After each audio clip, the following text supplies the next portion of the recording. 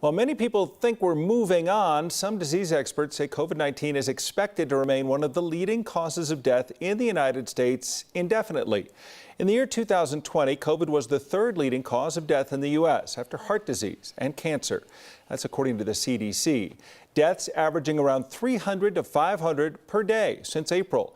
Now, experts say if that trend continues, the United States could expect between 113,000 and 188,000 deaths per year from COVID. That would make it equal to Alzheimer's, chronic lower respiratory diseases, and stroke. They say COVID is likely to remain among the top 10 leading causes of death in the United States for the foreseeable future, regardless of new vaccines, boosters, or treatments. So joining us today is our 9 Health expert, Dr. Payal Kohli. It's always good to see you, but this week especially because President Biden drawing some harsh reactions after his comments on 60 Minutes about the COVID-19 pandemic being over. Your thoughts on the president's comments? Honestly, I feel that they were a little bit premature and not entirely rooted in science. I was very surprised to hear the president say this with some of the numbers that you've just been reading out. We have a plane full of Americans dying every day. We have 9/11 happening every single week with 3,000 Americans dying. And the president stands up and gives the message that the pandemic is over when the World Health Organization has not said that. His own CDC has not said that.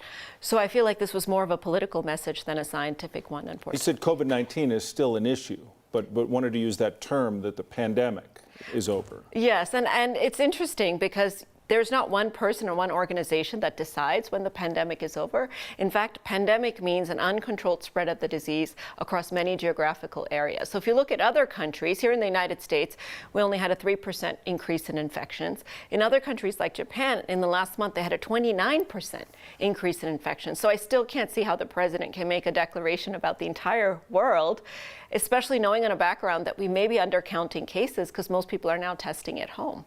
So when you talk about that, one of the things you mentioned is, we're not wearing masks anymore, and that's true, although I still see people wearing a mask, to be fair.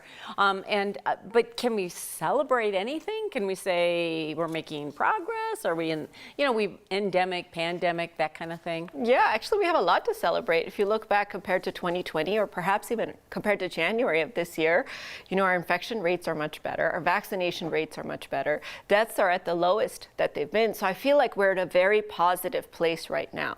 And that's the message we ought to send. But we got to keep fighting. We have to keep our guard up in order to stay in that positive place, because that pandemic to endemic transition can occur instantly and can also reverse itself. Oh, go back the other way. Yes. What will mark that? What will mark that? If it's just semantics, or is there real science that would say pandemic, no, now it's endemic? Yeah, it's very squishy, the definition. It's really hard to know exactly when it happens.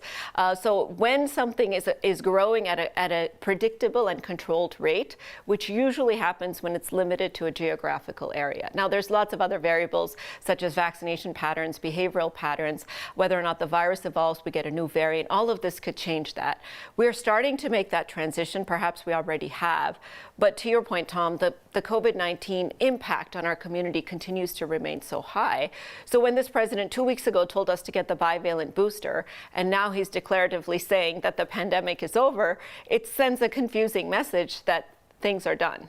And to be fair, we're really now finally at this place where everybody's back in school, everybody's going to concerts, everybody's going to games, and not everybody is boosted or getting the flu shot or whatever it might be. It's really hard to gauge what 3 months, 4 months down the road shows. Exactly. With winter coming as well, we know the virus behavior changes in the winter and our behavior changes as well.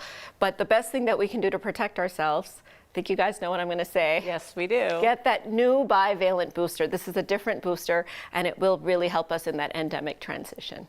All right. Well, hopefully that transition will, whether it's official or not, be coming soon, and we'll stay in that zone until we move all the way out.